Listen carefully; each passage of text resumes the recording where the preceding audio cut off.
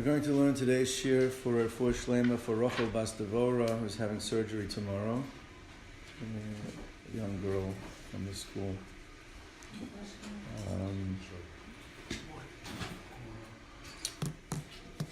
I'll share with you an idea.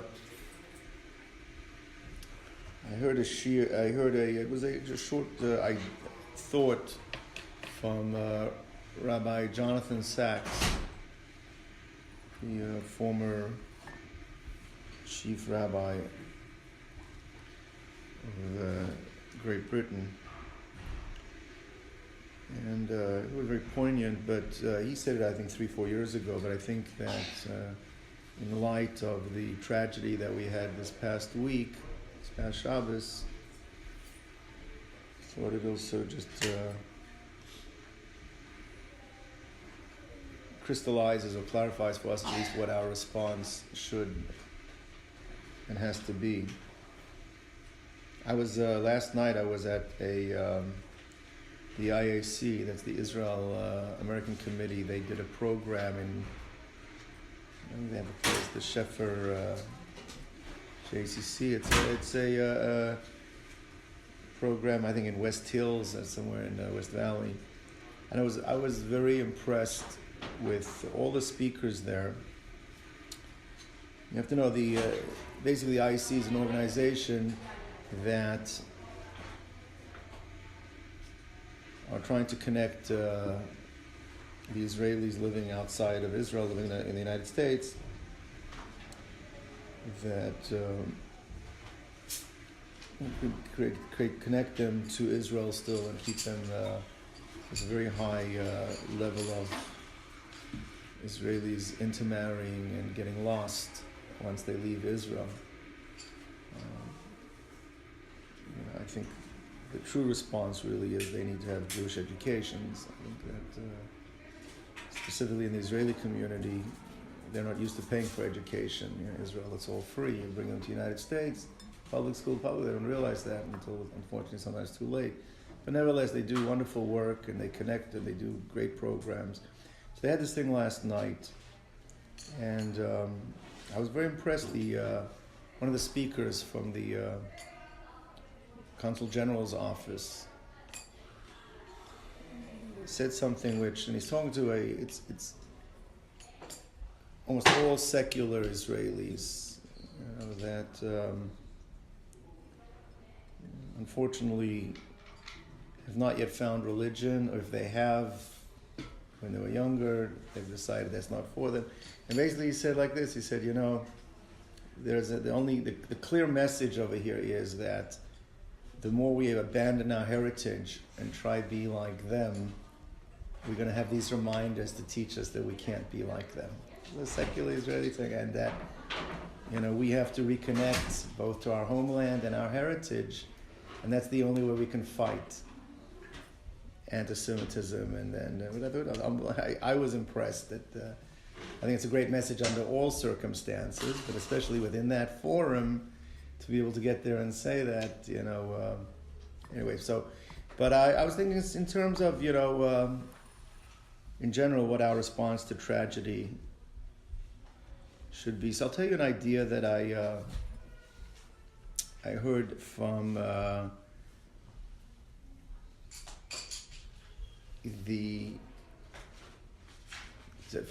from Rabbi Sachs. So he says like this. He says that we know our sages, Chazal, compare Noach to Avram. We've actually spoken about that ourselves. But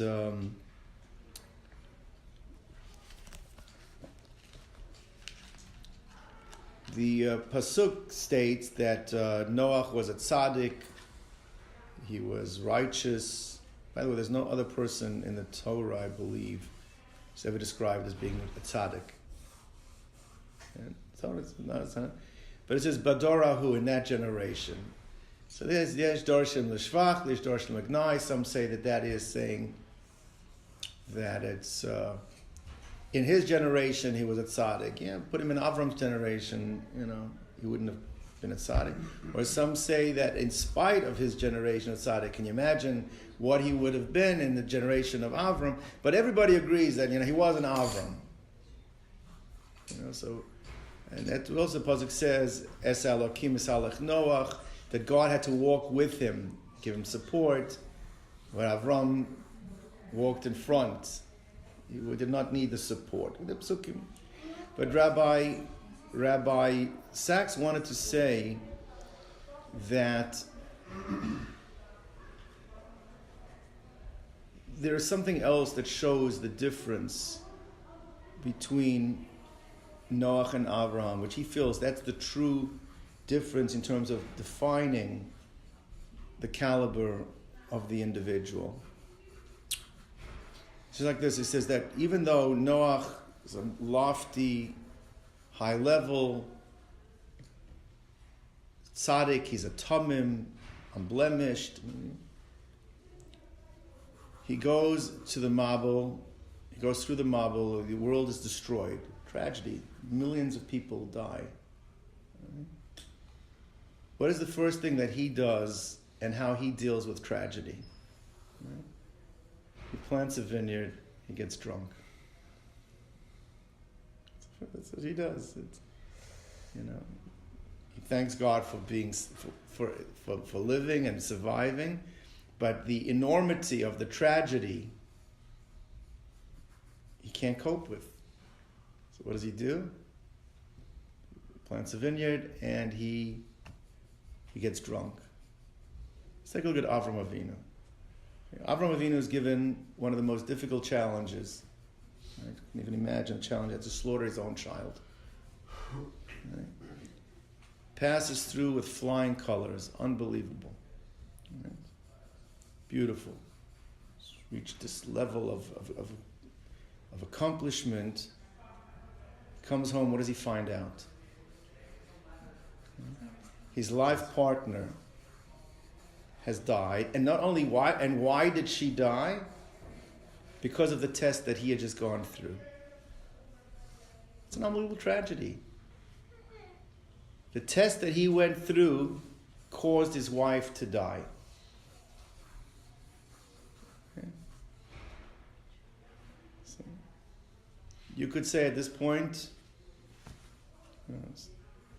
a lesser person, you give up. Wife's partner, the person that's, what does he do?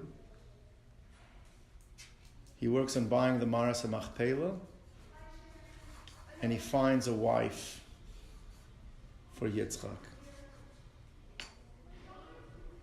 which we're going to talk about today. But those are not insignificant acts. We talk about the focusing on reclaiming the land of Israel and making sure that Jewish continuity continues. Means he, in spite of all of the tragedy that he's faced with, that invigorates him and energizes him, I've got to do more. Noach gets drunk. Avram goes out and he builds Klal Yisrael. Says that is the comparison. That's where they show the difference between what a Ben Noach is and somebody that's a Ben Yisrael. And if we have a few minutes, we'll see. I'll show you. I've spoken about this before, but I think it's very important to talk about. But I will tell you something, an unbelievable thing that happened with me. I was a high school principal in Miami, so I used to go every year. I used to go once or twice a year to place our 12th grade students in yeshivas and seminaries, as well as, unfortunately, yeshivas are almost like old-age homes. If you don't focus on them and give attention to the students, you never know what's going on over there. So I used to take them out to lunch and get together and find out what's going on. It was a highlight of my year, just to be able to see how the growth of the students that are going through. So I was staying at the Plaza Hotel, and it happened to be that the OU had been staying there for they had an OU convention. They had taken a trip And I was next door with Rabbi Tzvi Weinreb. Rabbi Tzvi Weinreb was the executive director of the OU at the time. I think that was his position. And right before, it was during the second Intifada, I believe, before the first. I don't remember exactly the timing, but there had been a bomb that had gone off Erev Shabbos. And it was the corner of Ben Yehuda and Yafo. It's like this is the heart of Yerushalayim, and this is an Erev Shabbos, and there were fatalities, and it was right before I got there, and they cleaned up the place, and within a couple of hours, it's packed with people again, shopping. So I asked Rabbi Weinreb, I said, I can't understand, how do people function like this? A couple of hours ago, there's blood all over the place and whatever. They get it cleaned up, they cordon off the area, they get it, and then maybe they kept a little bit closed because they had bomb fragments, whatever it is. But it's packed with people shopping for Shabbos again. So he told me something which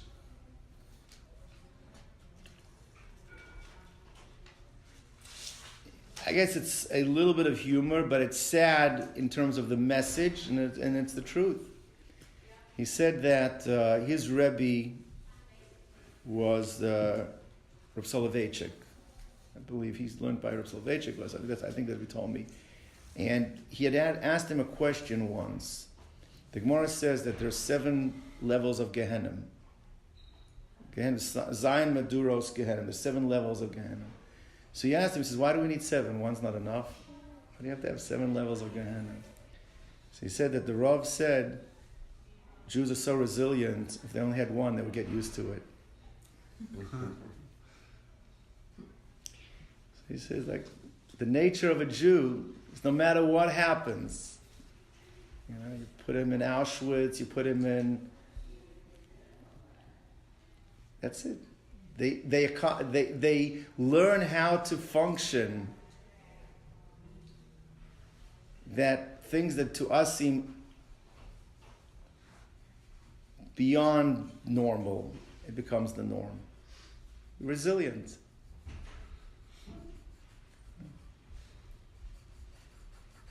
But they don't just throw up their arms and give up. They don't give up. They mobilize, they figure out how to do it. In the ghettos, they were figuring out how to do daf yomi. They were figuring out how to get tefillin on, how to find matzahs, how to... I remember I went on, when I mentioned this before, I went on the Siyum HaShas. We'd finished the Shas from Rabbi Meir Lublin. His Yortzeit was actually a couple of weeks ago. So I thought it would be very special if we go for a Siyum HaShas, we go to Lublin to do the Siyum HaShas in his yeshiva. The Nazis, Yamach Shemam, they left it standing because they used it as a communication. His yeshiva, he built a yeshiva, an unbelievable yeshiva.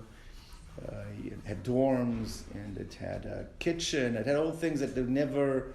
He wanted to raise the quality of a yeshiva boy. It used to be till then, they had to sleep in people's houses and food every night. They had to be like paupers going from place to place. And if you want to make something, there's a stolz. There was a chashivas to be a yeshiva boy. So he built this beautiful yeshiva. And the Nazis destroyed everything else in Poland. They left this place around because a few places. There's the Nazarek shul in Warsaw they used as a stables.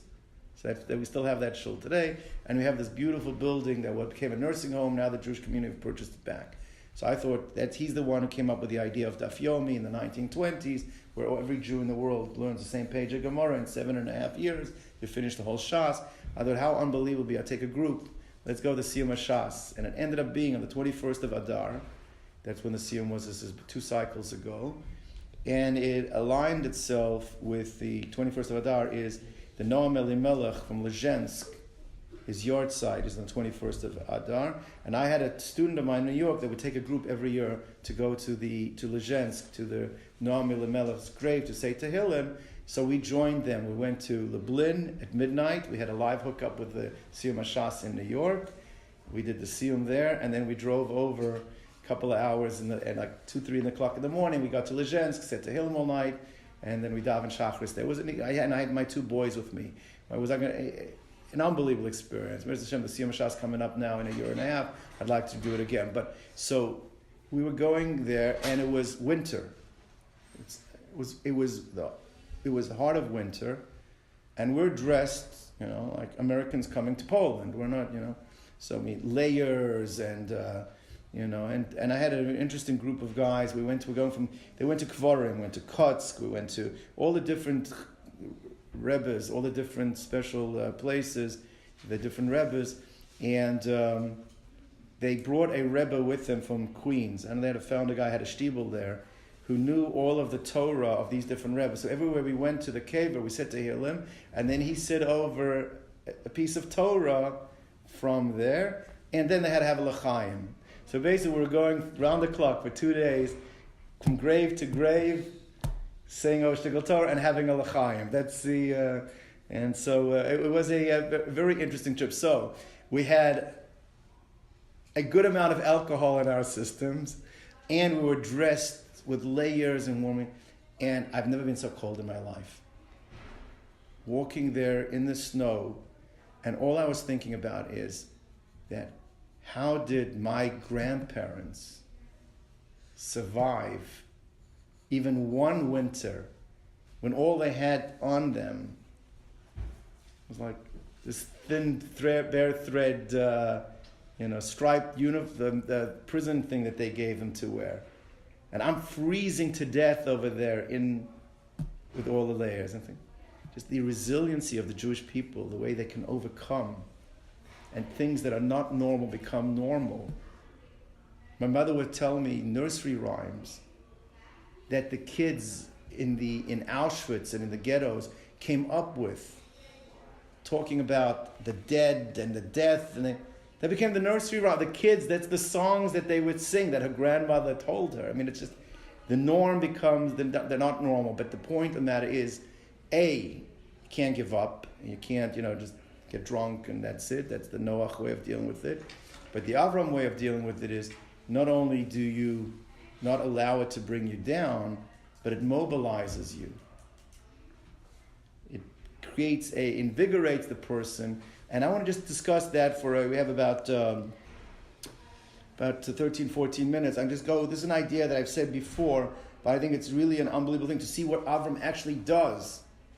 Right? He's just lost his life partner. This is the matriarch. Right? So he focuses getting a wife for Yitzchak. Why? Because there has to be continuity. There has to be continuity, the Jewish people to continue. And he wants to purchase Maras Machpelah. Let's talk about for a moment the significance of purchasing Maras Machpelah. Right, I believe, is this Shabbos they all go to Hebron? Mm-hmm. This is Shabbos. That's a thing that's now become in Israel, that everybody descends on Hebron, this Parsha. Thousands and thousands of people spend Shabbos in Hebron, because this is a Shabbos that Avram bought the Maras Machpelah. It's fully booked. Fully booked. They announced it's fully booked. Yeah. So, we have over here that Sarah passes away. Avram is looking for a place to bury her. Right. We have negotiations with the Bnei Ches, with Ephron. So the Ibn Ezra says something. Ibn Ezra was from the greatest of the Spanish, really of all the commentators on Chumash. I think the Rambam told his son, all the other commentaries throw in the garbage. The only one, Kol Tzarfata Eshlach Lashpata. I think that's the line he told his son in his tzava. The only one you focus on, he said, focus on the Ibn Ezra. Okay? Ibn Ezra was a very controversial figure and did not hold back. He said things the way he saw them, and it causes, there's some classical arguments between Ibn Ezra and the Ramban in terms of approaching. But he says something here. He says, why do we have 20 plus psukim with the burial of Sarah? It seems to be almost like a side thing. He says there's 2 major messages. Number 1, the importance of being buried in Israel. And number 2, this is the beginning of the fulfillment of God's promise to Avram that this land will belong to your children. So that's the Ibn Ezra. The Ramban, Nachmanides, says, what's he talking about? Makes no sense. He says, if she dies in China and we find how much money he spent and he had to schlep her all the way, and then you see the importance of being buried in Eretz Yisrael. But where did she die? She died in Eretz Yisrael. So how do you see the importance of being buried in Eretz Yisrael if she died in Eretz Yisrael? Show me died outside and bring her in. That doesn't show it. And second of all, he says they didn't get the land now. What do you mean they got the land? They got the land with Yeshua when he came in 400 years later, and then that's when they got the land. What do you mean this is the beginning of getting the land? They didn't get the land. So he said, I don't understand either. There's the two questions he has on the... So, obviously... This again, my Rosh Hashiva says it's a mitzvah. When you have a Ramban has a question on the Ibn Ezra, it's a mitzvah to answer the Ibn Ezra. Ibn Ezra is a great commentary. He doesn't say things that don't make sense. These are very, very compelling questions that are being raised by the Ramban on the Ibn Ezra.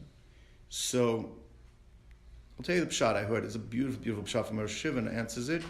We'll circle back to what we started with. It says like this, that the whole sale over here needs to be the whole purchase has to be understood. We know Avram was a very, very wealthy man. He had a tremendous amount of cattle, sheep. If you have all of those types of assets, you also obviously have land. If he had all of this land, where does he have to go? His wife has just died.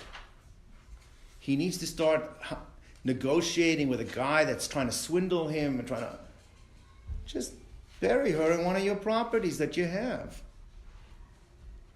Right? What is the reason he has to go through this whole negotiation? It's a very strong question. Just bury her. Yeah, he has to have land. Either he can't have cattle and sheep without having land.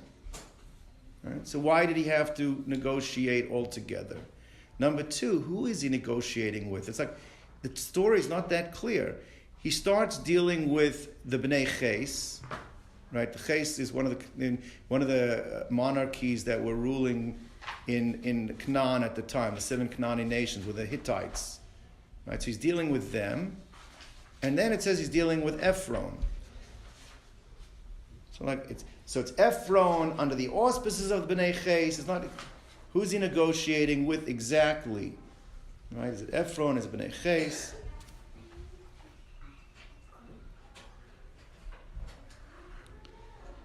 So then the Pasuk also says that at the end they settle on 400 shekel over la socher. Fascinating. Over la socher, Rashi says it's international currency. It's money that everybody accepts no matter where you are. So it's not limited to one particular place.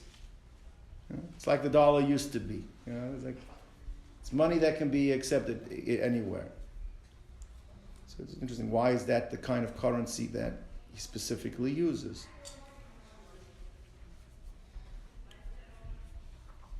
Rashi says that day, Ephron, because he was going to have to deal with Avram, Hashem elevated him to a position of authority. Because how could he negotiate with Avram and be just a lowly commoner? It means what? Avram went to buy tomatoes at the store, so then the guy would have to be made into a powerful person. But every person, why? What is the pshat that because that day Avram is going to be dealing with him, he has to be made into a position of authority.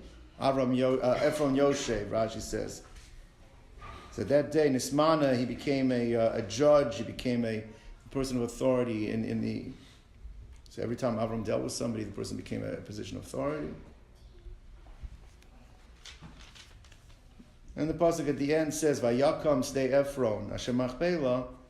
It was established under the auspices of Avram. So Rashi says, "Vayakam." It was established. Tekuma Haisalah. The land was elevated, and it went from. So if you were to describe the elevation of the land, transferring from Ephron to Avram, how would you describe it? Going from the hands of a blank to the hands of a blank. What would you say? What would be the contrast? It's elevated from the hands of a Russia to the hands of a tzaddik, which actually there's a medrash that says that. That's what it means, elevated. Rashi says it went from the hand of a commoner to the hand of a king. Okay, Avram could be, he was considered like a king. In fact, why is that what Rashi's throwing in here? They normally went from a Russia to a tzaddik. What do you mean from a hedyo to a melech? Why is Rashi throwing that in? And then there's like to complete, at the end of the Parsha, it says twice. It says once in Pasuk Yud Zayin, Vayakom de Ephron asher Machpelah asher lifnei Mamre asada v'amar asher bo b'chol eitz asher b'sada. It was elevated to Avram from the people of Chayei. And then 2 psukim later, it says again, Vayakam asad v'amar asher b'avram chuzos kever b'nei Chayei. Twice it says Vayakom. I didn't see anyone talk about that. But why does it have to say twice Vayakom? It was established as being Avram. All right, so let's just recap on here. Number one, why doesn't Avram use his own land? We have the 2 questions of the Ramban on the Ibn Ezra. How does this show you the importance of being buried in Eretz Yisrael? And how is this the beginning of fulfilling God's prophecy that the land is going to be the Jewish people's? The Ramban's right. She died there. You don't see a proof from that. And 400 years later is when they got the land. All right? Question is he dealing with Bnei Ches? Is he dealing with Ephron? Why does it keep saying Ephron and Bnei Ches? Why did he use international currency?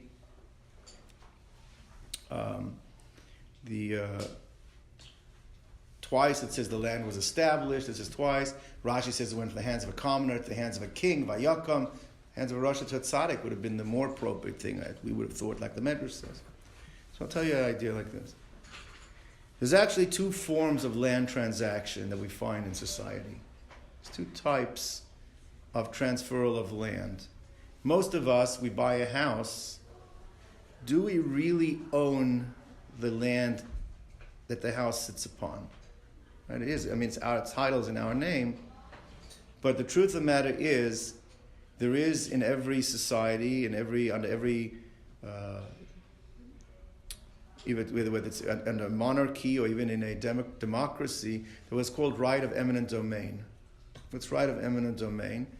If they want to have the 101 go through your house and come back, they can evict you. They might have to pay you fair market price, but the right of eminent domain means that the true owners are the sovereign. The nation owns the land. You're just almost like a long-term lease. Like in Israel, they had the Keren Kayemet used to sell land for 100 years. There's actually a question now in Part of Yerushalayim, Rechavia and stuff, that was sold by the church, and 100 years are coming up right now, and there's a question what they have to do with it. But we don't own it. It's really, we have a lease and a right to be there, but we can be evicted, we can be removed if the state wants to. And most transactions fall within that parameter. There are transactions that occur infrequently that's known as a sovereign transaction. Sovereign transaction is not where you're selling something within the sovereignty, but it's actually transferring out of that sovereignty to a different sovereignty. For example, Louisiana Purchase. Right? What was the Louisiana Purchase? The United States bought Louisiana from France.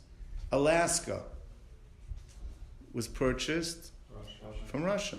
Those are not within the same sovereignty. Actually, what happens there is that they change the sovereignty, the regulations and the laws change. You no longer pay taxes to the original sovereign. Now your taxes, the property taxes. You think, if I own something, why do I have to pay property taxes for it? Because I own a right to be there. I have to pay taxes for it. But now I've changed. Now it becomes United States land. By the way, what was used in these transactions?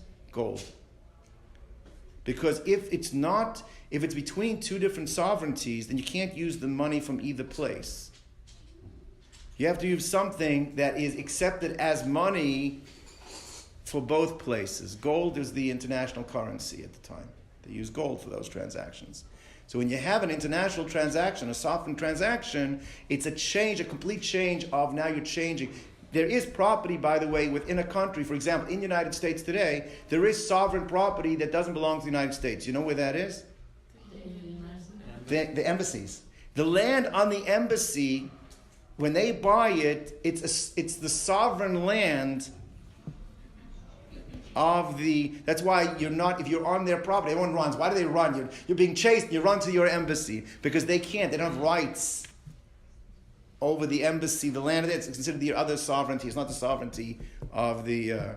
Unless you're in Iran, but then it's a different story. Then they can do what they want to you and that. But the point is that so therefore not this. So what Avram is trying to do over here, Avram is trying to make this a sovereign purchase. This should not become Hittite land anymore. This should be land that is Avram land, not Hittite land. Now you have two issues you have to overcome. Number one, there is a person who owns it, who has a right to be there, who is a regular person, a citizen.